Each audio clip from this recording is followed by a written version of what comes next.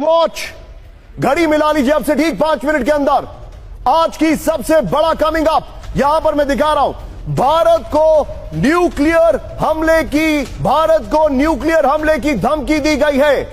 भारत को न्यूक्लियर हमले की धमकी पाकिस्तान ने कैसे दी है, यह आज का सबसे बड़ा कमिंग अप।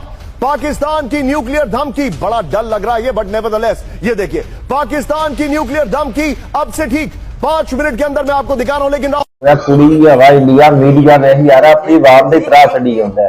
अगर एक बंदे की कॉल आई इंडिया आंदा यार साहब तो रात खाब के सुत्या पे ही लगता कि जिवें गोरी आया, हुणे शहीन आया, हुणे एटम बंब आया, हुणे हट्टल आया, उड़े पाकिस्तान के त्यारे आए, उड़े पाकिस्तान के सारे निशेई आए ना आके सानू कुटना है, मारना है। आंदा सानू जो डर तो पाकिस्तान का बड़ा ही, लेकिन साडा बहुता त्राह जिहड़ा ना ये साडे मीडिया दे पड़े है।